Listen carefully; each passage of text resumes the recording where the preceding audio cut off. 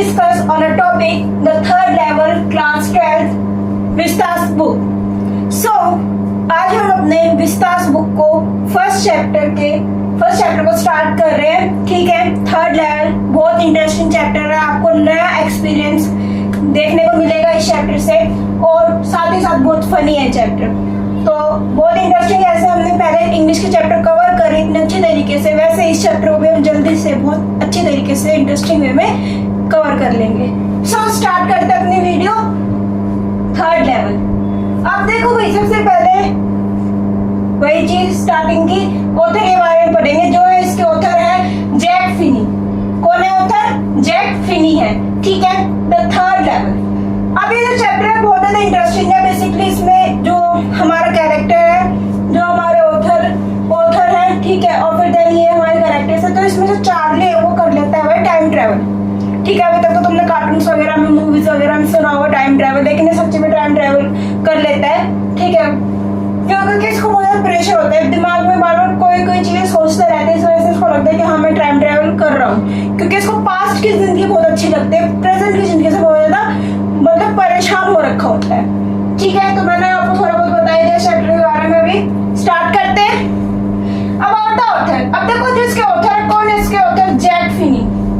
कौन है इसके ऑथर? Jack Finney. 1911 वो है अमेरिकन ऑथर. और ये जो ऑथर है वो अमेरिकन है. ठीक है, अमेरिकन ऑथर है ये. His best known works are science. इनका जो अभी तक का सबसे बेस्ट वर्क रहा है वो साइंस पे इन्होंने काम किया है बहुत अच्छा. His original name was, इनका जो ओरिजिनल नेम है वो है वॉल्टर बार्टन फिनी. वैसे ऐसे कि हमारे घर में नाम होते हैं, घर में दूसरे नाम से जाना जाता है, तो वैसे इनका भी समझ रहे निकनेम ही है जैक फिनी, लेकिन इनका फुल नेम है वॉल्टर बार्टन फिनी. ठीक है, बॉर्न इन मिलवानके. और इनका जन्म कहाँ पे हुआ था? मिलवानके में हुआ था. ठीक है, तो आपको इसमें ज्यादा कुछ नहीं पूछेगा, बस हाँ इतना याद रखना, अगर एक्सट्रैक्ट बेस्ड क्वेश्चन आया तो इसमें ऑथर का नाम जरूर पूछ सकते हैं. तो ऑथर का नाम याद रखना जैक फिनी. ठीक है, और इनका पूरा नाम वॉल्टर बार्टन फिनी. तो ये दोनों नाम याद कर लेना. ठीक है, अब हम आगे बात करने वाले हैं अबाउट द कैरेक्टर्स. देखो कैरेक्टर्स इसमें कौन कौन से हैं. इसमें बेसिकली हम 3 बेसिक कैरेक्टर के बारे में पढ़ने वाले हैं जो बहुत ज्यादा इस चैप्टर में बार बार आए हैं. चार्ली, लुइसा और सैम. कौन है? First which was Charlie, second one Louisa and third one which was Sam. ठीक है, सो आज हम पढ़ने वाले हैं इन्हीं 3 कैरेक्टर के बारे में. सबसे पहले इन्हीं 3 कैरेक्टर के बारे में अच्छे से जान लो, ताकि तुम्हें आगे इस चैप्टर में दिक्कत ना क्रिएट हो. ठीक है, क्योंकि चैप्टर इन तीनों पे बेस है. ठीक है, तो सबसे पहले पढ़ते हैं चार्ली के बारे में. जो चार्ली है वो 31 इयर्स ओल्ड है. ठीक है, 31 इयर्स का है चार्ली. और ये कैरेक्टर्स ना बेशक साथ साथ नोट कर लो, एक कैरेक्टर्स के ऊपर कैरेक्टर स्केच आ सकता है. इस चैप्टर में से कैरेक्टर स्केच वाला क्वेश्चन पुट ऑन हो सकता है पेपर में. सो आप इसको नोट कर सकते हो. अभी मैं थोड़ा और लिखवा दूंगी कैरेक्टर्स के बारे में. ठीक है, तो चार्ली क्या है अभी मोटा मोटा समझ लो. सिर्फ पहले चार्ली जो है 31 इयर्स ओल्ड मैन है. अ पर्सन, ये एक ऐसा व्यक्ति है who accidentally arrives eight third level. देखो ये जो चार्ली है ना, ये ना ग्रैंड सेंट्रल स्टेशन से ये ट्रेवल कर रहा था, यानी ऑफिस से घर पे आ रहा था. ठीक है, ग्रैंड सेंट्रल स्टेशन से. और अब माना जाता है कि ग्रैंड सेंट्रल स्टेशन से जब भी आता है हमेशा नया रूट लेके आता है. जब भी ग्रैंड सेंट्रल स्टेशन से आता है तो हर बार नए रूट से आता है कि भाई सोचता है कि चलो आज मैं इस रूट को ट्राई करता हूँ, आज मैं इस रूट को ट्राई करता हूँ. नया रूट ट्राई करके ये आ जाता है. इसको खुद समझ नहीं आता कौन सा रूट कहाँ खुलेगा. ग्रैंड सेंट्रल स्टेशन को बहुत बड़ा है ग्रैंड सेंट्रल स्टेशन. अगर तुम कभी पिक देखो गूगल पे तो तुम्हें पिक्स मिल जाएंगी गूगल पे ग्रैंड सेंट्रल स्टेशन की. तो ग्रैंड सेंट्रल स्टेशन बहुत बड़ा है, किसी को नहीं पता कि उसका कौन सा रास्ता कहाँ जाके निकल जाए. ठीक है, तो ये जब भी ऑफिस से घर पे आता है, घर की तरफ आता है, तो ये हमेशा नए रूट से आता है. ठीक है, तो ऐसे ही वो वापस आ रहा था और एक्सीडेंटली क्या हुआ इसके साथ, अचानक क्या हुआ एक दिन इसको खुद समझ नहीं आया. चलते चलते ही कहाँ पहुंच गया? ये पहुंच गया थर्ड लेवल.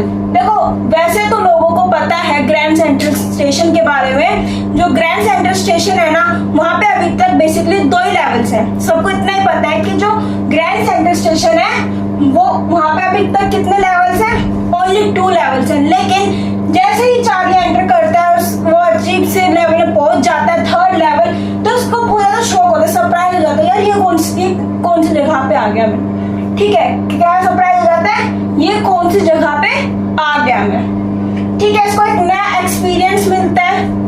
ठीक है, नया एक्सपीरियंस देख रहा होता है, एक्सपीरियंस कर रहा होता है, experience of world, new world. उस वर्ल्ड में जाके पूरा घूमता है, फिरता है, वहां की करेंसी भी लेता है। ठीक है, आगे हम इस चैप्टर में पढ़ने वाले हैं, वहां पे करेंसी भी लेता है एंड सो और वहां पे घूमता है और उसको वो वाली लाइफ बड़ी अच्छी लगती है।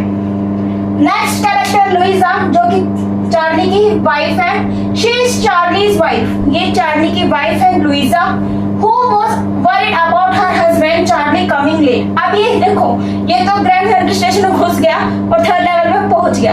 इधर जो लुइजा घर में बैठी हुई है, वो अपने पति देव यानी चार्ली की वेट कर रही है कि वो लेट आते हैं डेली, इसलिए वो बहुत ज्यादा चिंतित है कि वो लेट क्यों हो गया। ठीक है, तो लुइजा चिंता में है कि वो लेट क्यों हो गया है चार्ली, और चार्ली पहुंच चुका है 3rd लेवल में। इधर आगे आता है एक और नया कैरेक्टर, सैम। अभी सैम कौन है भाई, देखो चार्ली समझ में आ गया ना कौन है, लुइजा ही पता चल गई चार्ली की वाइफ है। एंड देन सैम, अभी सैम कौन है, Charlie's friend physiotherapist who serve up a proof for the existence of 3rd level. Charlie का फ्रेंड है सैम। चार्ली का फ्रेंड कौन है, सैम, जो कि है फिजियोथेरेपिस्ट। ठीक है, मतलब पता लगाता है कि उसके साथ ऐसा क्यों हो रहा है, वो जब रियलिटी में ना होके वो सपने में घूम रहा है, ऐसा लग रहा है, तो उसके साथ ऐसा क्यों होता है, वो 3rd लेवल में कैसे पहुंच जाता है, उस चीजों के बारे में बताता है वो। And he serve a proof for existence of 3rd level, और ये 3rd लेवल में पहुंचने का कारण बताता है कि भाई प्रेशर की वजह से। ठीक है, कम सोना, लेट सोना जल्दी जगना, स्ट्रेस की वजह से हो रहा है उसके साथ ऐसा, और भी बहुत कुछ रीजन बताते हैं आगे इस चैप्टर में। At the grand Central station, ठीक है, तो अभी हमने देखा अपने ऑथर के बारे में, अबाउट द कैरेक्टर्स के बारे में, जो कैरेक्टर्स चैप्टर में आने वाले हैं। सो आई होप आपको समझ में आया होगा। आगे बढ़ते हैं इस चैप्टर में। ठीक है, देखो आगे क्या होता है इस चैप्टर में। चैप्टर स्टार्ट हो चुका है, यहाँ से हम स्टार्टिंग करने वाले अपने चैप्टर की मेन। अब हम पढ़ने वाले 3 levels at Grand Central station. देखो जो हमारा चार्ली था, वैसे तो हमें पता है ग्रैंड सेंट्रल स्टेशन में, सबको पता है कि ग्रैंड सेंट्रल स्टेशन में टोटल कितने लेवल्स हैं, ओनली 2 लेवल्स हैं। कितने लेवल्स हैं, 2 लेवल्स हैं। लेकिन हमारा जो ये है चार्ली है, इसको क्या हो गया था, इसको फील हो गया था 3rd लेवल, यानी 3rd लेवल में पहुंच गया था। ऐसा क्यों हुआ था, ठीक है, वो अभी पढ़ेंगे। अभी 3 levels at the Grand Central Station. The narrator feels that there are 3 levels at Grand Central Railway Station. देखो जो Grand Central Station की हम बात कर रहे हैं, वो बेसिकली रेलवे स्टेशन है। ठीक है, The narrator feels that there are 3 levels at Grand Central Station. Narrator क्या करता है, narrator आ रहा होता है, धीरे धीरे काम पहुंच जाता है, शाम का टाइम होता है, narrator ऑफिस से आ रहा होता है, धीरे धीरे वो Grand Central Station में ट्रेवल कर रहा होता है, ट्रेवल करता करता अचानक से 3rd लेवल में एंटर कर जाता है। ऐसा क्यों होता है, उसके बारे में अभी हम पढ़ने वाले हैं। In reality there are only 2 levels, लेकिन रियल में क्या था, हकीकत में था क्या, ग्रैंड सेंट्रल स्टेशन में सिर्फ और सिर्फ 2 लेवल थे, जो सबको पता थे कि भाई ग्रैंड सेंट्रल स्टेशन में टोटल कितने लेवल्स थे, ओनली 2। लेकिन चार्ली जो था 3rd लेवल में ट्रेवल कर चुका था।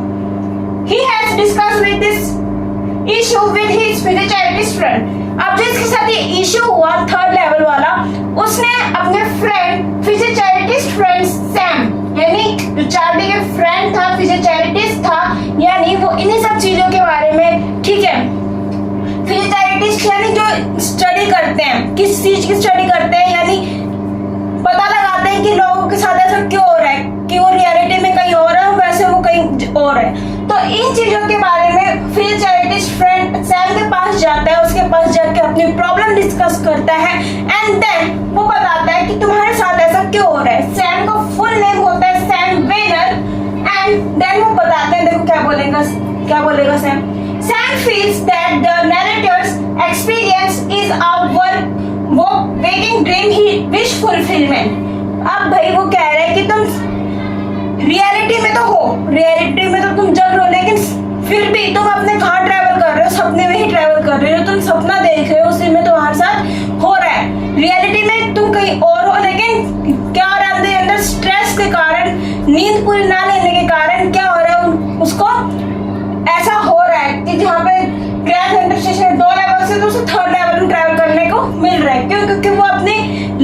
से, स्ट्रेसफुल लाइफ से बहुत ज्यादा था परेशान। इस वजह से उसको लग रहा है कि मैं कहाँ चला जाऊँ, स्ट्रेसफुल लाइफ से दूर हटके मैं एक पीसफुल लाइफ को एंजॉय करने चला जाऊँ, जहाँ पे सिर्फ शांति थी। ओल्ड स्टाइल लोग कपड़े पहना करते थे एंड मॉडर्न टाइम को छोड़ दूं। यानी वो चार्ली क्या कोशिश करता है, चार्ली चाहता है कि वो एंशिएंट टाइम में चला जाए, मॉडर्न टाइम को स्किप कर दे, क्योंकि उसे मॉडर्न लाइफ जो वो जी रहा था उससे वो पसंद नहीं आती। क्यों नहीं आती भाई? देखो रीजन पूछे जा सकते हैं। चार्ली को मॉडर्न लाइफ जो वो जी रहा था अच्छी क्यों नहीं लग रही थी? First one which is very stressful, जो मॉडर्न लाइफ थी वो बहुत ज्यादा स्ट्रेसफुल थी। Second one which is pressurise, इंसान को प्रेशराइज करा जा रहा था वर्क के लिए। थर्ड वन विच इज कि भाई जो चार्ली था वो अपनी बहुत हेल्थ इश्यूज सफर कर रहा था, ठीक है, जिस वजह से उसके साथ ऐसा हो रहा था कि भाई वो सेकंड लेवल में चलता चलता भी ऐसे लग रहा था उसे कि जैसे थर्ड लेवल में पहुंच गया हो, ठीक है। तो वो इतने सारे हेल्थ इश्यूज सफर करते हुए इस वजह से उसको ऐसा लग रहा था कि वो कहाँ पहुंच गया, थर्ड लेवल में पहुंच गया। And Sam feels that the narrator experiences waking dream wish fulfilment, यानी वो जगता हुआ भी, यानी चलते चलते भी रोड पे भी वो कहाँ पहुंच रखा है, अपने सपने में ही पहुंचा हुआ है, यानी जगते जागते भी वो एक सपना ही देख रहा है। He says that the narrator is an unhappy modern man। अब वो क्या कहते हैं कि तुम्हारे साथ ऐसा इसलिए हो रहा है, जो देखो मैं बता चुकी हूँ आपको कि उसके साथ ऐसा क्यों हो रहा था। उसके साथ ऐसा इसलिए ही हो रहा था क्योंकि वो अपने मॉडर्न लाइफ से खुश नहीं था, ठीक है। Who is engulfed in insecurities and fear, जहाँ पे उसको 24 घंटे, अब वो क्या बताता है मॉडर्न लाइफ के बारे में, क्या बताता है कि जो मॉडर्न लाइफ है वो फुल ऑफ इनसिक्योरिटीज है, यानी यहाँ पे कोई भी सुरक्षा बल नहीं है, यहाँ पे कोई भी किसी को भी कुछ कर सकते हैं, ठीक है, मारपीट हो सकती है। अब हमें क्या पता है, हम क्या सिक्योर है यहाँ पे? नहीं ना। एंड ग्लव एंड फियर्स, और लोगों को 24 घंटे भय लगा रहता है, यानी डर लगा रहता है, ठीक है। प्लस वो अपनी नींद भी अच्छी तरह नहीं ले रहे, ठीक है, बीमार हो रहे हैं। And so man was an escape from his stressful life, और जो व्यक्ति है यानी जो चार्ली है वो इस लाइफ से दूर भागना चाहता था, वो स्ट्रेसफुल लाइफ को छोड़ना चाहता था और एक पीसफुल लाइफ जीना चाहता था। इसलिए वो उसके माइंड में ऐसा वो सोचते क्या हो गया, वो उसको ऐसा लगा जैसे कि वो थर्ड लेवल में एंटर कर गया, ठीक है। तो ये वाला समझ में आ गया ना कैसे कैसे क्या हुआ। और इसके बारे में पक्का पूछेगा, मॉडर्न लाइफ से एंशिएंट लाइफ कंपेयर करने के लिए क्वेश्चन आ जाते हैं कभी कभार। तो मॉडर्न लाइफ स्ट्रेसफुल थी, ठीक है, प्लस फियर्स था लोगों को, इनसिक्योरिटीज थी मॉडर्न लाइफ में, ठीक है, अनहैप्पी थे लोग। क्यों? क्योंकि उनको खुद के लिए टाइम नहीं मिल रहा था, उनको जो चाहिए शांति, ठीक है, पीसफुल लाइफ वो यहाँ पे नहीं था, यहाँ पे स्ट्रेसफुल लाइफ थी, ठीक है। प्लस वर्क हार्ड वर्किंग बहुत ज्यादा था, यहाँ पे काम करना बहुत ज्यादा पड़ता था, एस्केप था, डर लगा रहता था, स्ट्रेस रहता था, ठीक है, और ना ही नींद पूरी हो पाती थी। सो ये समझ में आ गया ना कि जो third level grand Central station में क्या बता रखा है। इसमें जो सैम बैनर इसके पास जाते हैं हमारे चार्ली और उसको अपनी प्रॉब्लम बताते हैं, ठीक है। तो सैम हो रखा था मॉडर्न लाइफ से परेशान, जिस वजह से उसको ऐसा लग रहा था कि वो थर्ड लेवल में ट्रेवल कर रहा है। अब देखो आगे हम और पढ़ेंगे, चैप्टर आगे और ज्यादा इंटरेस्टिंग है। देखो आगे क्या होता है अब इसमें। Narrator hobby to stamp collection. अब देखो नैरेटर की आदत, ये जो स्टैम्प कलेक्शन की जो हॉबी होती है, ये इसको अपने ग्रैंडफादर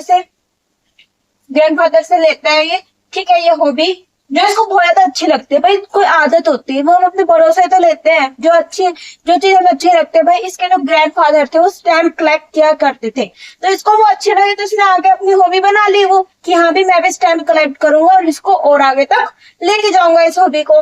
सो ऐसे हमारे जो नैरेटर है उन्होंने किया, चार्ली ने, that narrator physiotherapist friend say that.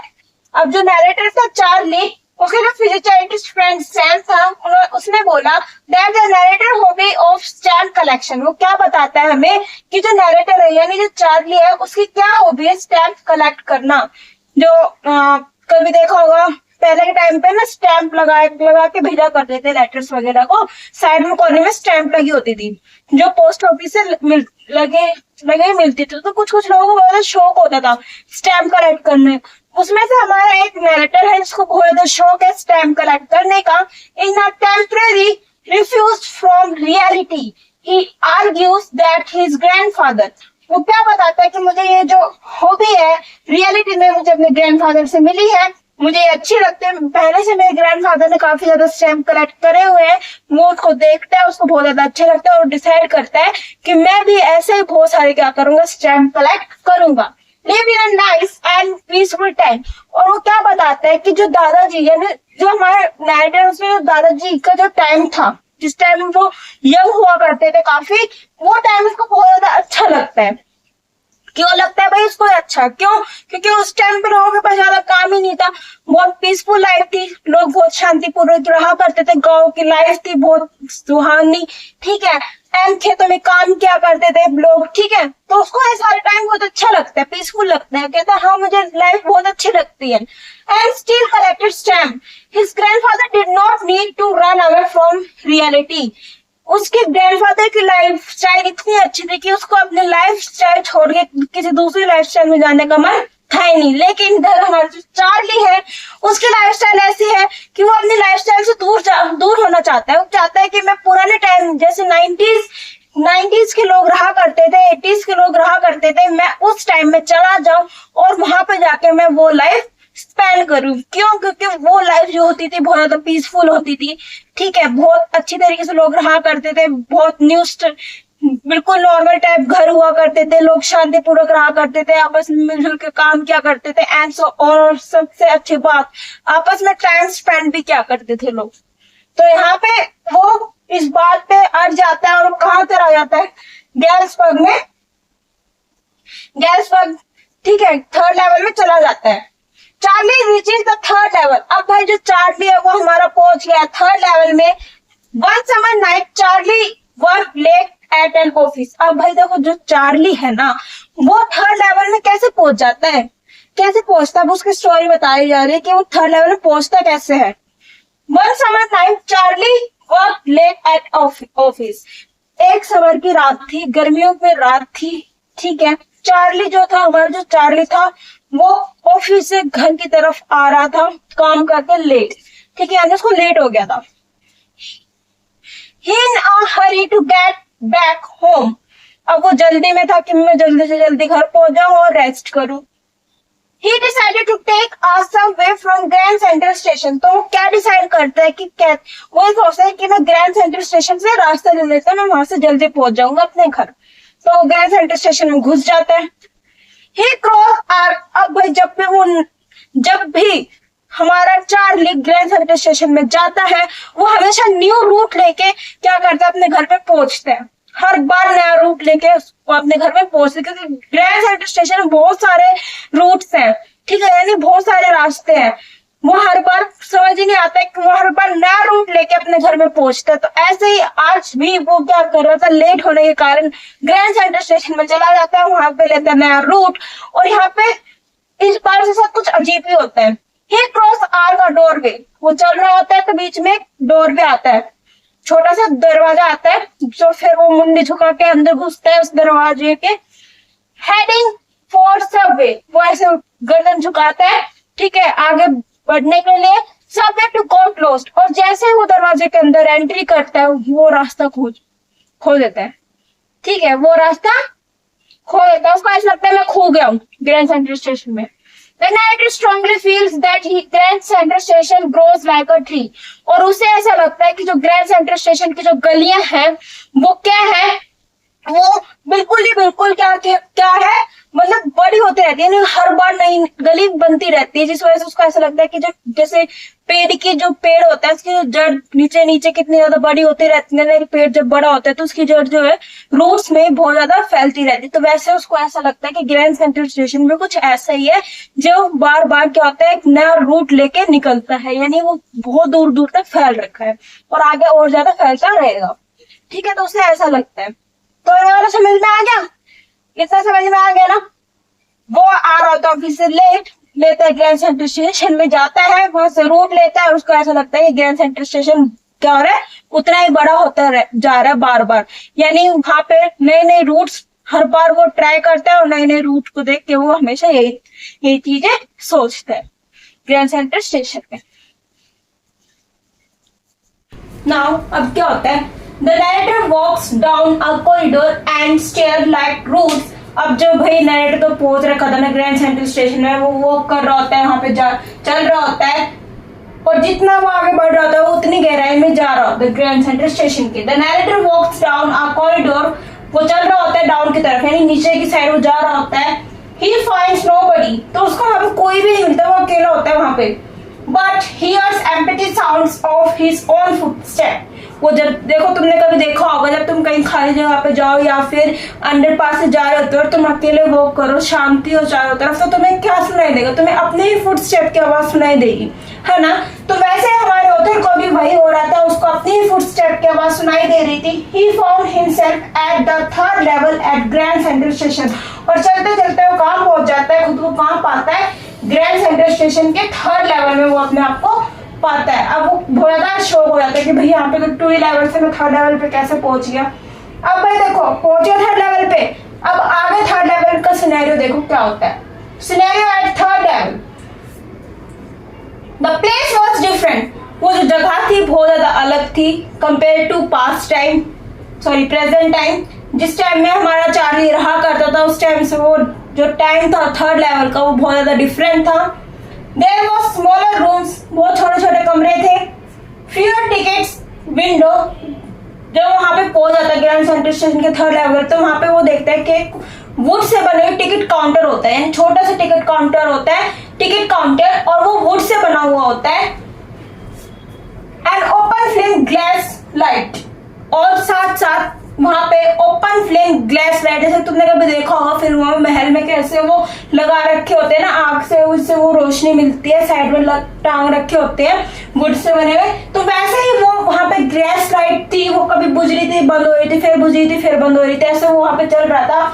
And in the information booth was made up of would, और जहां से टिकट मिलती थी गैल्सबर्ग के लिए, वो जो बूथ था वो वुड का बना हुआ था, छोटा सा था। एंड वाज लुकिंग एंशिएंट, और वो पास्ट टाइम जैसा दिख रहा था, यानी पुराने टाइम जैसा वो लुकिंग में था, यानी दिखने में था। Everybody at the station was dressed in a fashion of late 19th century. भाई हमारा चार्ली पहुंच तो गया, अब वो वहां पे घूमता है, थोड़ा सा देखता है, तो उसको क्या दिखता है? उसको वहां पे दिखता है कि जो लोग हैं उस टाइम का फैशन देखता है। लोग कैसे? भाई लोग ना 19th सेंचुरी जैसे ड्रेस अप हो रखे होते हैं, पुराने टाइम जैसे ड्रेस अप हो रखे होते हैं of the 19th century, to be sure that the narrator got a newspaper। अब भाई थोड़ा थोड़ा तो उसे शक हो ही जाता है कि भाई लगता है मैं किसी दूसरी सेंचुरी में मैंने विजिट कर लिया है। सो अपने शक को दूर करने के लिए वो उठाता है उस टाइम का न्यूज़पेपर, जिसका नाम होता है द वर्ल्ड। याद है न्यूज़पेपर का नाम क्या होता है उस टाइम के? द वर्ल्ड न्यूज़पेपर वो उठाता है एंड डेटेड, और उसमें क्या डेट लिख रखी होती है उस न्यूज़पेपर पर? लिखा होता है 11 जून 1894। अब भाई जब नरेटर इस डेट को देखता है 11 जून 1894, तो उसको पूरा कंफर्म हो जाता है कि वो पहुंच चुका है, पहले पास्ट ट्रेवल उसने कर लिया है, और वो आ गया है पास्ट टाइम में गैल्सबर्ग के थर्ड लेवल पे, जो कि क्या है? पास्ट में। ठीक है, तो उसको यहाँ पे पूरा कंप्लीटली श्योर हो जाता है कि वो उसने कर लिया भाई time travel. Where was late a story about the president Cleveland, और उस न्यूज़पेपर में उस दिन प्रेसिडेंट क्लीवलैंड की खबर छपी हुई थी, जो कि बहुत पहले ही एक्सपायर हो गया था।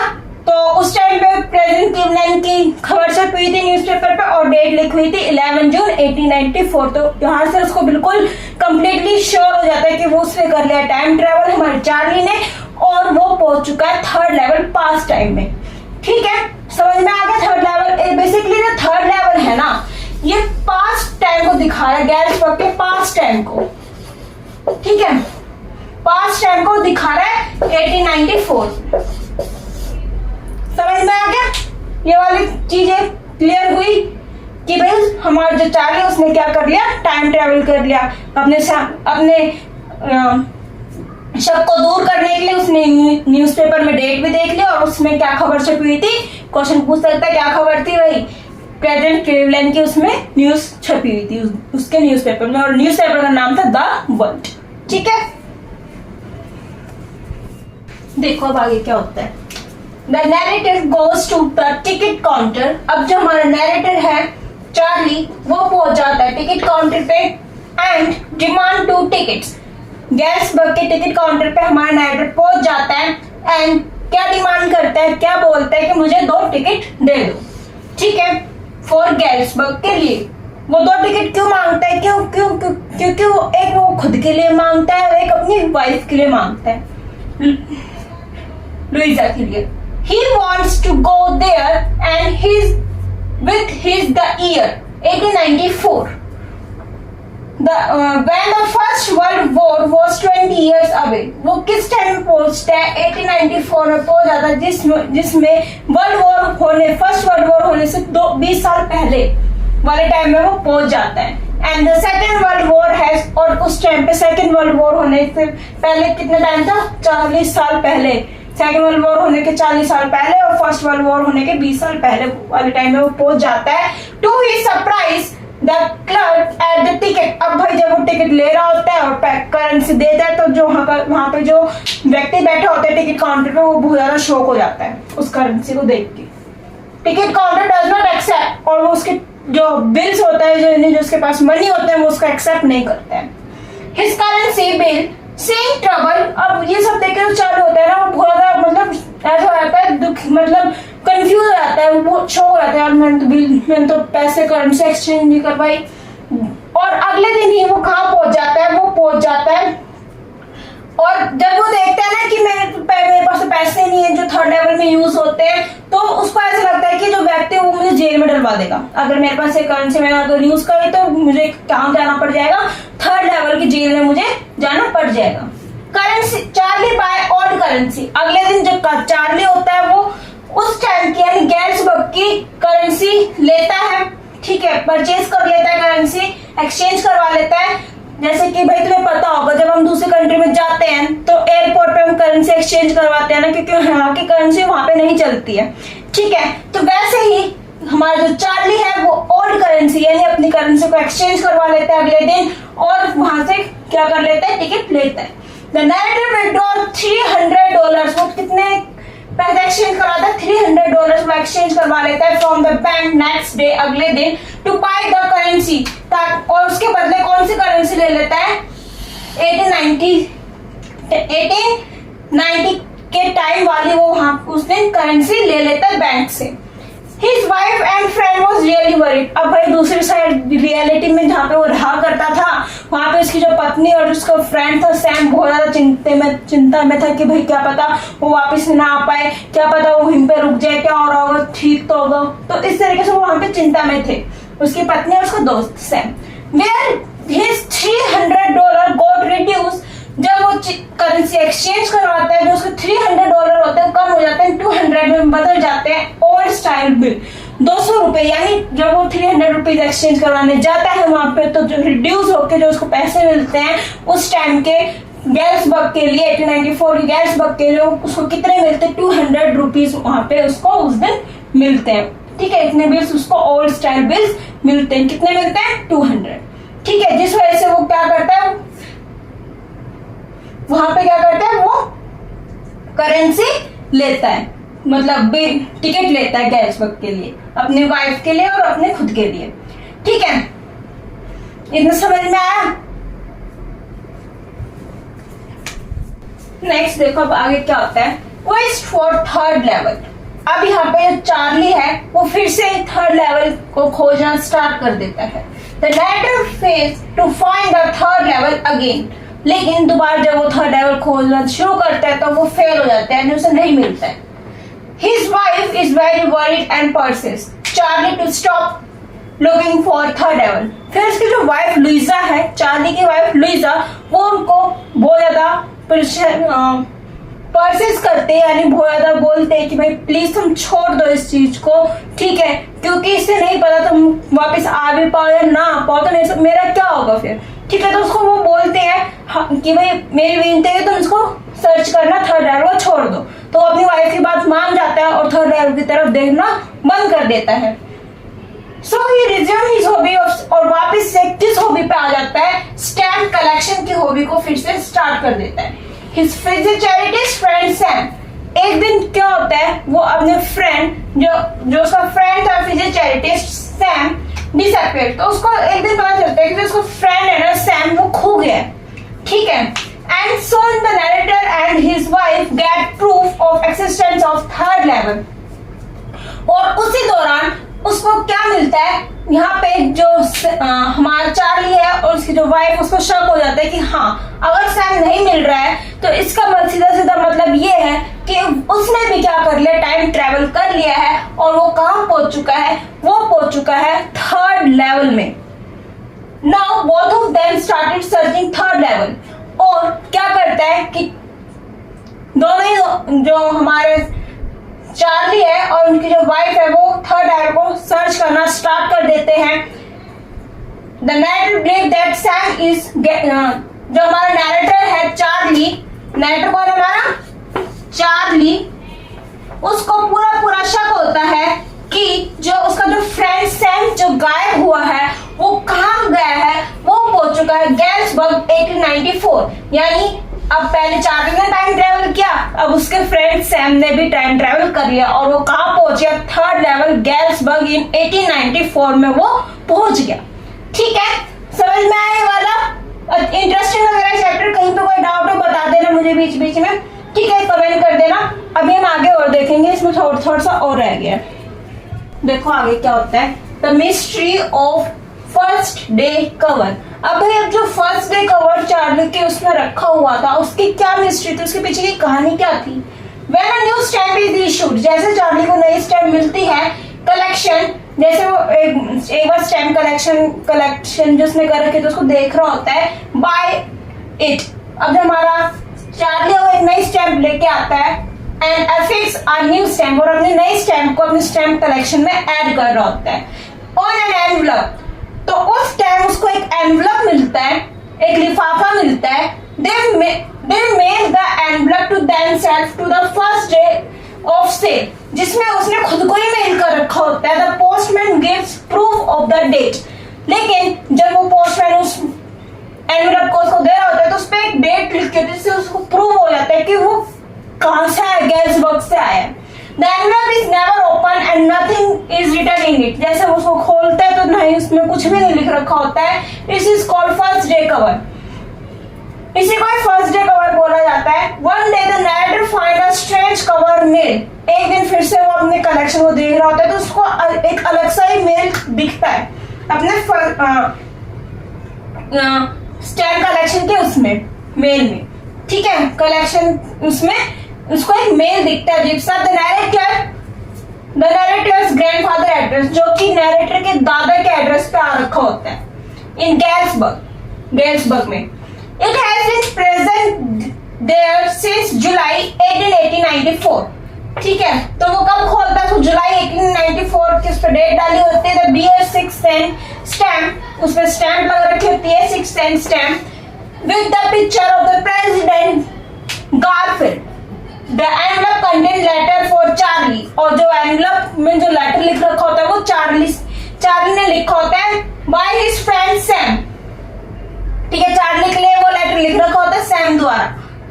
सैम कंफर्म, तो उसमें सैम बताता है कि presence of the third level advices the narrator of the keep looking for it. अब देखो इसमें क्या बताता है, मैं इसको स्टोरी बताती हूँ।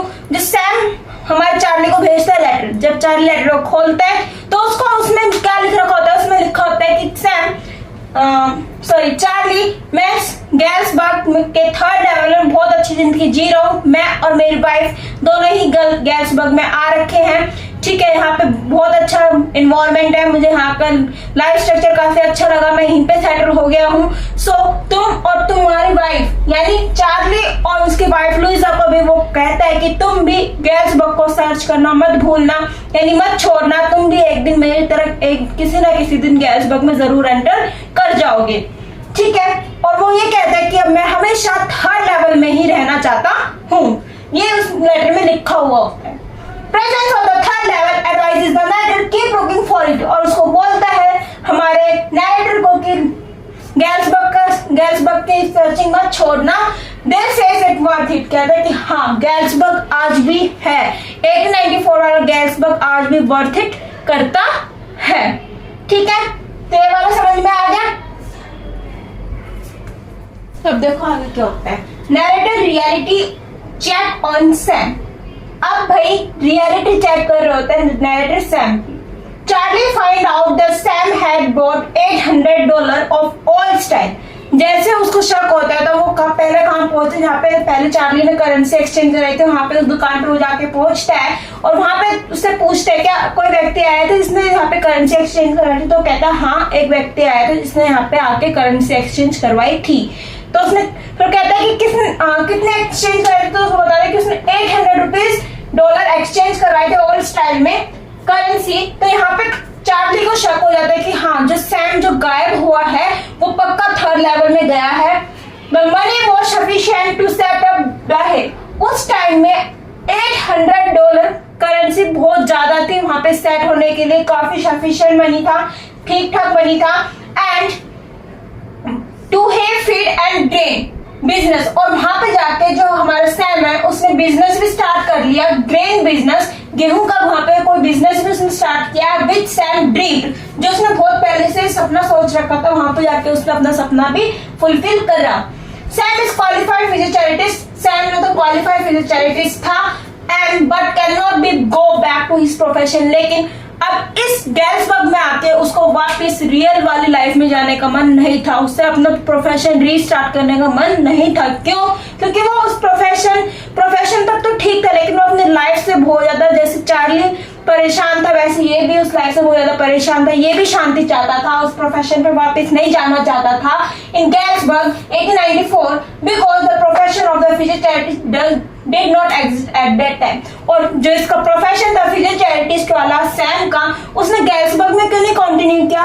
बिकॉज 1894 में गैल्सबर्ग में फिजियोथेरेपिस्ट नाम का उस टाइम पे प्रोफेशन डिस्कवर ही नहीं हुआ था, यानी जो प्रोफेशन था फिजियोथेरेपिस्ट वाला वो भी बाद में जाके ही आया था, यानी बाद में डिस्कवर हुआ था कोर्स, उस टाइम पे ये प्रोफेशन था ही नहीं गैल्सबर्ग के अंदर। इसलिए उसने क्या करा, उसने फूड का बिजनेस यानी फीड का बिजनेस सैम ने सेटअप कर लिया था, ग्रेन का बिजनेस। ठीक है, तो उसमें 1894 के गैल्सबर्ग ने सैम ने ग्रेन बिजनेस क्या करा, सेटअप कर लिया, क्योंकि वहां पे उस टाइम पे फार्म्स थे, गांव टाइप इलाका था, तो वहां पे उसमें ग्रेन बिजनेस उसका काफी ज्यादा फुल सक्सेसफुल हुआ।